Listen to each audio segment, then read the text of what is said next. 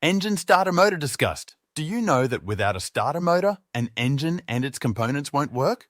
A starter motor is one of the major components used in an internal combustion engine that is electrically powered. Because an engine cannot rotate on its own, a part is required to start the first cycle. The starter motor helps to initiate the engine, and as soon as the engine begins to run, it gets disconnected from the engine, which now relies on the combustion process. The component is mounted on the engine's gearbox housing, and the starter motor gear meets the flywheel's teeth. Parts of the starter motor are armature. An armature is an electromagnet component that is mounted on the drive shaft or bearings for a guide. It is made of a laminated soft iron core that is wrapped with numerous conductor loops or windings. Commutator. A commutator is a section of the shaft at the rear of the housing on which brushes run to conduct electricity. It is made of two plates mounted to the axle of the armature. The plates provide connections for the coil of the electromagnet. Brushes are parts that run on a section of the commutator at the rear of the housing. It rubs the commutator and conducts electricity. Solenoid.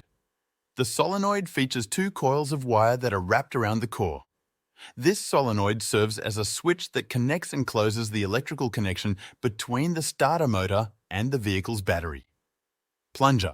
The function of a plunger in a starter motor is to push forward so the pinion can be engaged. Lever fork.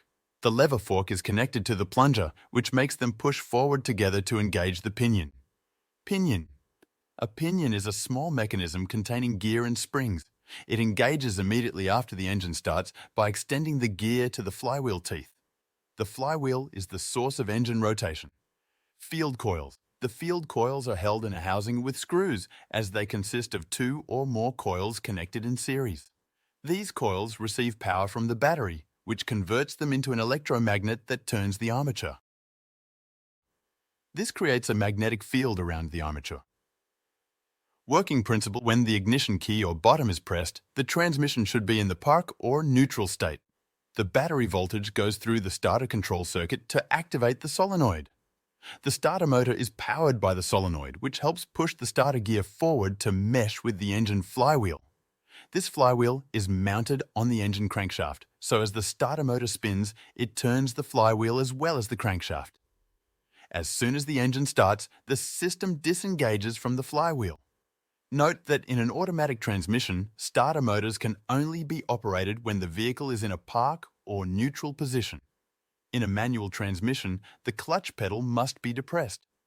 If this video was very informative, go hit the subscribe button right now, and I'll see you in the next video.